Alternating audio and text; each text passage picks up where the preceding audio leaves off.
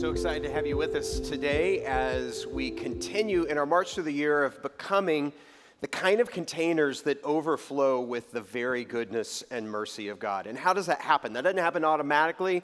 That's not something that just happens with a magic wand. It's something where we have to learn how to do the very things that Jesus did, to arrange our lives in the kinds of way around the habits and the practices and the rhythms of a way that Jesus did his life. And so this has been our roadmap for the year as we've been going through this series. The way to become living water for an empty age is to do things like prayer and Sabbath and secrecy and confession. And we've been kind of experimenting with month by month each of these different kind of classic spiritual practices or disciplines or habits that Christians have done for centuries. And so we have the opportunity now as we get into the month of May to pay attention to the twin engine disciplines of solitude and silence. And today we're going to talk about silence. Next week we're going to talk about solitude. And then the following week we're going to put those two things together. And I remember one of our staff members who said, as we were getting ready for May, she was saying, I am so excited for the month of May in Overflow because it's introvert month. And she's a raging introvert and, just couldn't wait to be practicing solitude and silence, that everybody would have to go away and leave her alone.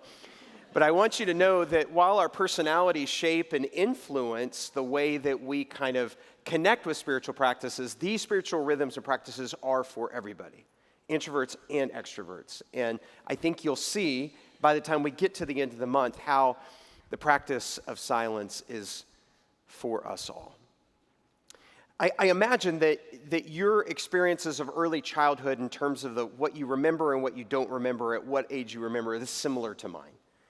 And that is that when you think about early childhood, like when I think about those early elementary grades, I don't remember a whole lot. I have a lot of impressions and then a handful of really vivid memories. Now, social scientists will tell us you remember something because it's super emotional to you, that something happened, that whether it's a positive or a negative emotion, that kind of sears that within you. So I have a very vivid memory of being in the first grade, sitting in a desk that still felt too big to me, when the teacher said, we're going to play a game.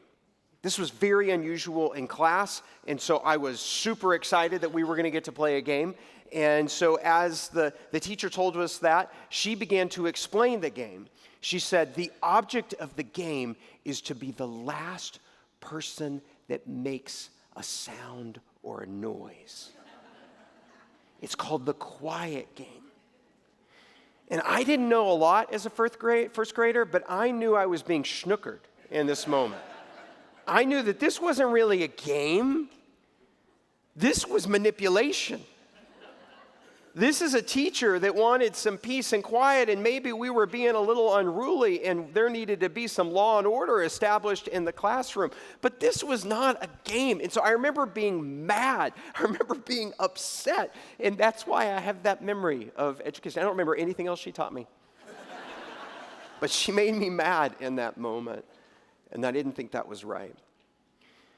What I think you'll discover is that the quiet game is not God being our cosmic teacher trying to get a little peace and quiet in the universe. But there's so much more to the invitation of silence. King David once prayed and wrote it down, "For God alone my soul waits in silence. From him comes my salvation.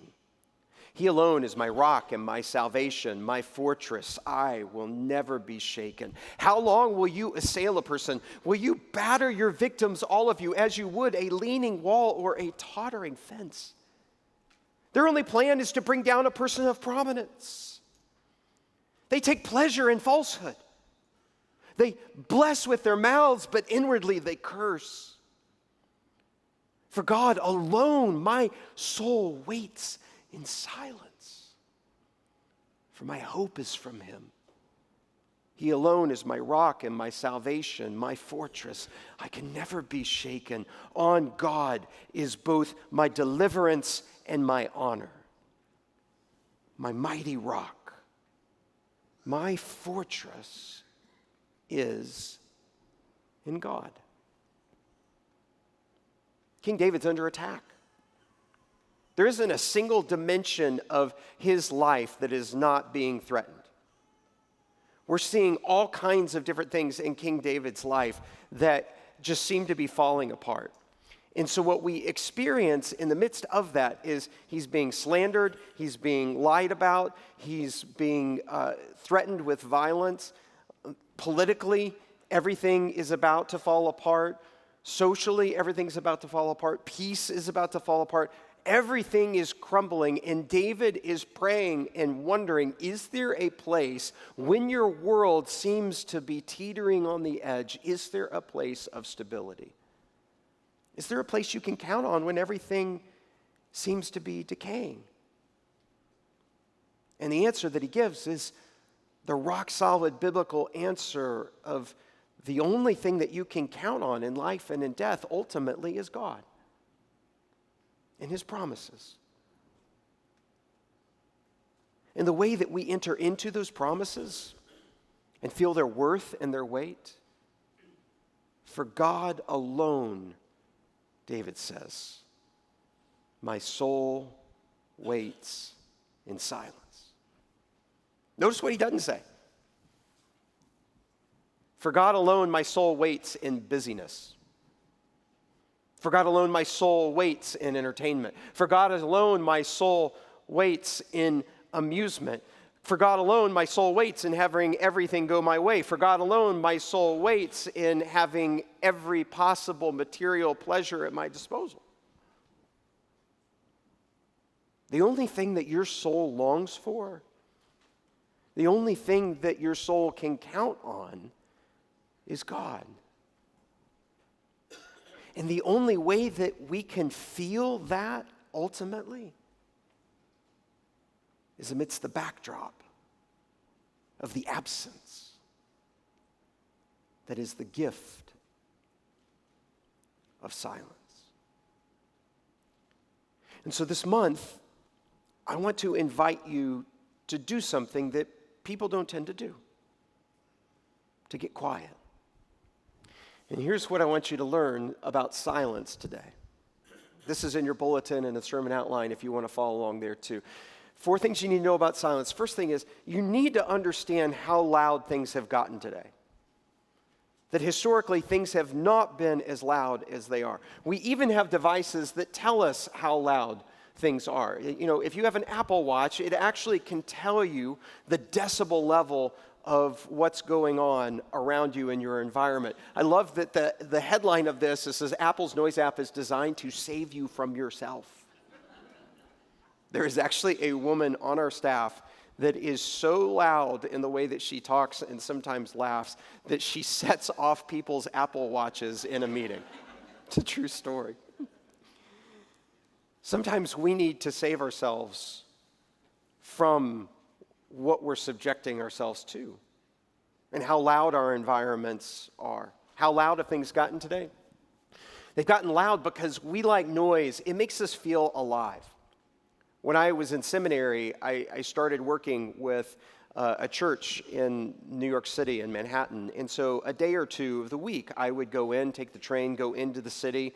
And man, I loved looking forward to going into the city. And then I always came home more tired than I expected. Every week I met with a professor who kind of served as a kind of director of my soul. And for a couple of years, and I asked him one time, I said, why do I so look forward going to New York, but I'm so exhausted when I come back? And he said, it's about the noise. Manhattan is full of noise, and noise is a form of energy. And when you go, you look forward to that because you can feel the impact of that energy, and it makes you feel something. It makes you feel alive. But it also exacts a toll, and you pay a price. So you have to recover.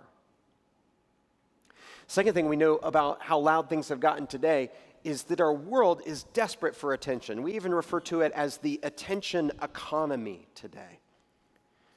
Great spiritual writer by the name of Henry Nouwen talked about how one time he was driving from one end of Los Angeles to the other. And as he was driving into Los Angeles, all of a sudden he realized the number of words that he was encountering. The image that he described it is that he felt like he was almost like driving through a dictionary. There were so many words.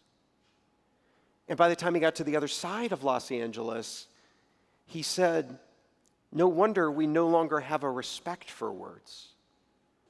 We've cheapened our words because they're so prevalent everywhere for us. And then thirdly, we don't realize how much we use sound to distract us. One of the most jarring things for me as a pastor is to go into a hospital room, which is always a serious situation of somebody in need of prayer and of healing. And the juxtaposition of entering into that room that has a very specific purpose to it. And what's going on as this person's there is a television set that is just blaring the most banal or asinine of television programs. Coming in to try to meet somebody in their point of need with the love and the assurance of Christ, and Judge Judy is yelling at some idiot. I'm sorry if that's your favorite show, but in how jarring that is. When we're in the hospital, we don't want to think about being in the hospital. We want to be distracted. And we use our music and the endless form of streaming television to distract ourselves from feeling kind of where we are. And so the level of volume has just continued to rise. All the way back in the kind of the 1950s, so over 70 years ago, C.S. Lewis wrote a book that's called The Screwtape Letters, and it's an upside-down book. It's advice of a senior demon giving wisdom to a junior tempter, and everything is kind of backwards in it, but you'll catch on with this. This is what C.S. Lewis writes. Music and silence, how I detest them both. How thankful we should be that ever since our Father entered hell, though longer they'll go than humans reckoning in light years could express, no square inch of infernal space and no moment of infernal time has been surrendered to either of those abominable forces. But all has been occupied by noise. Noise, the grand dynamism, the audible expression of all that is exultant and ruthless and virile. Noise which alone defends us from silly qualms, despairing scruples, and impossible desires. We will make the whole universe a noise in the end. We have already made great strides in this direction as regards the earth. The melodies and the silences of heaven will be shouted down in the end. But I admit that we are not yet loud enough or anything like it. Research is in progress. The whole world is becoming noise, to which God offers us the gift of silence.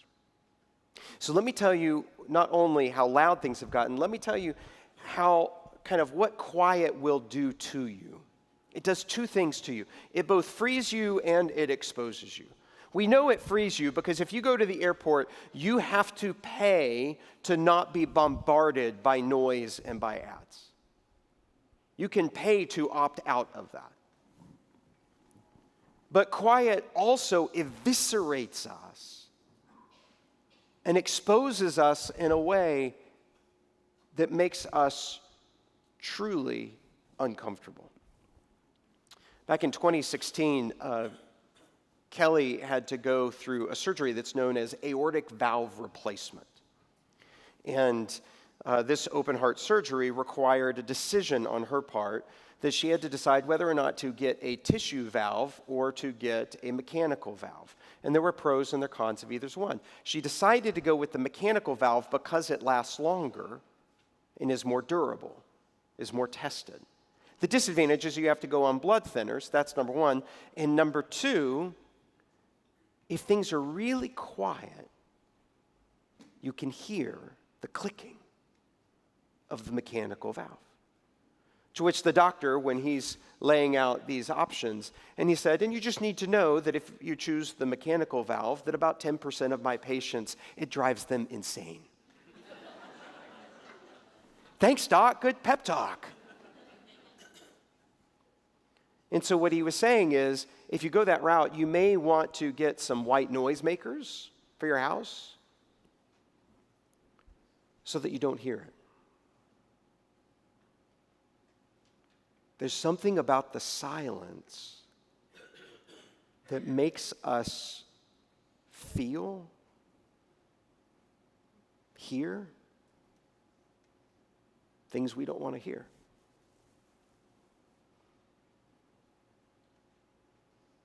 And so we try to drown it out. This is how Dallas Willard puts it. Silence is frightening because it strips us as nothing else does, throwing us upon the stark realities of life. It reminds us of death, which will cut us off from this world and leave only us and God. And in the quiet, what if there turns out to be very little between us and God? If you're not afraid of the silence, you're probably not trying hard enough. Because silence is usually scary. Third thing I want you to know about silence is this. I want you to know how to do it. And it's really simple. You do two things. You minimize sound, and that means you intentionally, for a period of time, try to carve out portions of your life where you take down the noise level. You minimize sound. And the second thing that you need to do is you just need to stop speaking and be quiet. Sabbath is to ceasing of work as silence is to shutting up. And you just need to understand that usually the last frontier of your discipleship and your surrender to Christ is usually your mouth. These are the most conservative numbers I could find of the studies I looked at. According to the science, we average about 1,500 lies per year. For men, that tends to be about 6 times a day. For women, that's about 4 times a day. I will let you try to figure out why men lie more than women do. You want to sin less? Stop talking. That's the word from on high you get from your pastor. Sin less by shutting up. But there is something about shutting off the valve. James, the brother of Jesus, refers to our tongue as kind of the danger of a fire. And sometimes we have to put that fire out to know how dangerous it really has become. So what are some things that you can do? I mean, I'm guessing that most of you have never heard messages on here is how to cultivate a silence life with God. So here's some things. Just try something on this list. One day of the week, don't listen to anything in the car, unless it's a Peachtree sponsored podcast. Take a walk without headphones, or if it's helpful, wear headphones without listening to anything so that people don't talk to you. Try a meal without TV or without music, whether that's with somebody or just on your own. Try waking up early, not to read anything, but just to be still. Intentionally don't have the last word or a conversation or an argument. You know how sometimes your brain is always, while somebody's talking, thinking about the next thing that you want to say? What if you just listened and knew that you weren't going to say anything next? That you were just going to listen?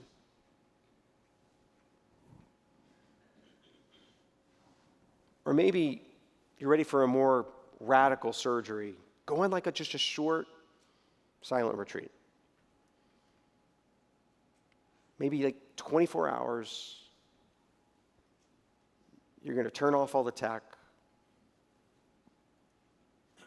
And you're not going to talk. and you'll feel God do surgery on you. You really will. So, fourth thing here I don't want you to miss. Silence is a sign of God's own presence. It's not just an absence, it is a presence. I loved how this ancient Christian writer put it. Speech is the organ of this present world. Silence is a mystery of the world that is to come. Don't know if you're a baseball fan or not, but I'm going to put an image up on the screen of somebody who died just within the last couple of years. His name is Vin Scully. He was the radio voice of the Dodgers for 67 years. Just amazing. Imagine the number of baseball games that he's seen and he's called over the course of his life. And on one particular day, he was calling for a guy by the name of Sandy Koufax, considered one of the greatest pitchers in history. His nickname, the left arm of God. Earliest guy to ever get into Major League Hall of Fame at 36 in terms of age. One day, Vin Scully is calling a game for the Dodgers. Koufax is pitching, and it's getting close to a perfect game. A perfect game is a game in baseball where nobody from the opposing team even gets on base. It is so rare in baseball. There's been about 250,000, 250,000 games over the 150 years played in baseball. There's only been 24 perfect games out of 250,000. It's 0.001% of the time you buy a ticket, go to a game, that it might be a perfect game. Super rare. Incredible feat. And Sandy Koufax is on the verge of that with his last pitch. And this is the radio call. It is 9:46 p.m. 2-2 to Harvey Keene. One strike away. Sandy into his windup. Here's the pitch. Swung on and missed. A perfect game.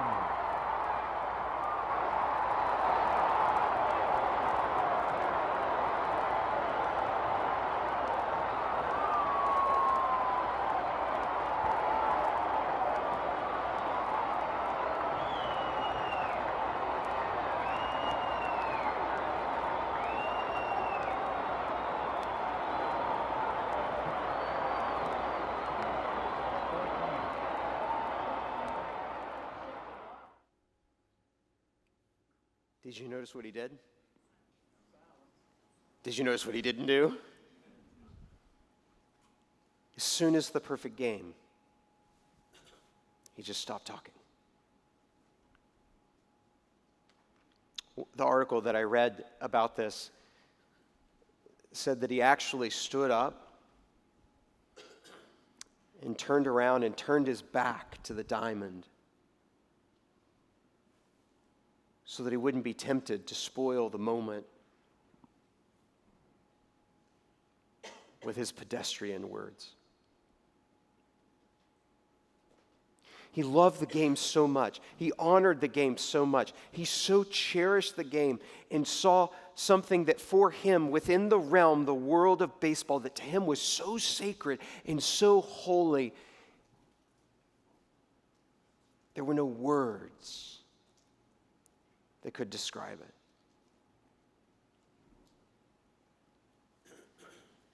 Just stillness.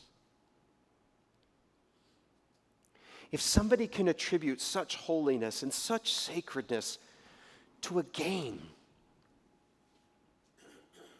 imagine the facets of your life and mine where in the midst of the holiness of God that is present to your senses, that we miss or that we spoil or that we ruin Because we talk too much. We can't turn down the volume.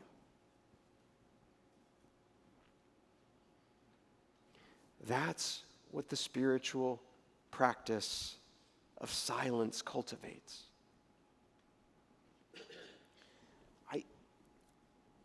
I feel this pressure as your pastor. You don't come here for me to just stare at you. And I will work hard at my craft. But I can try to be persuasive and entertaining.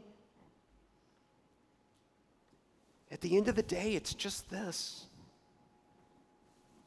Be still. Be still.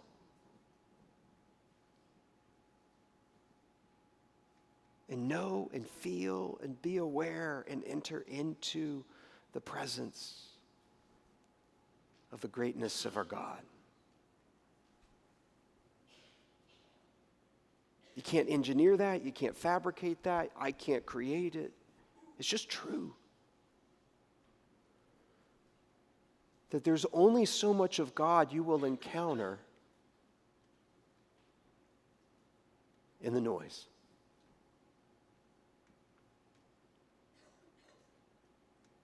So be still and let us pray.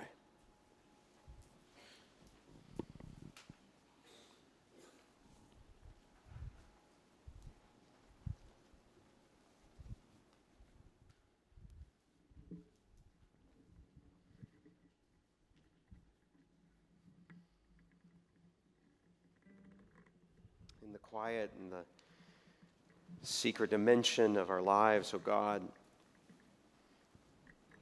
help us to understand that silence is not a game.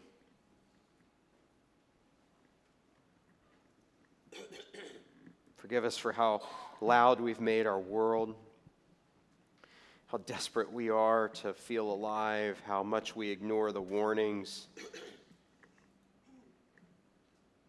how desperate we've made a world for attention, how much we've cheapened our words, and we've made everything a noise. Free us. Free us in the stillness. Expose us to the hard and frightening work of the surgery that you need to do within us. Help us to not be like the people in the hospital room with the TV loud and blaring.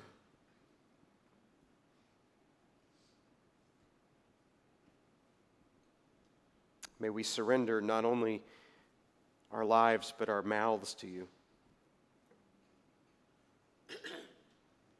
And make us aware of the signs of your presence in the silence, of a world and a mystery that is to come.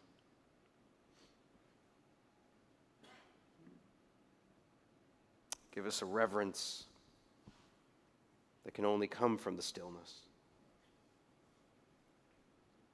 And this we pray with great anticipation in the strong name of Jesus, and all of God's people said.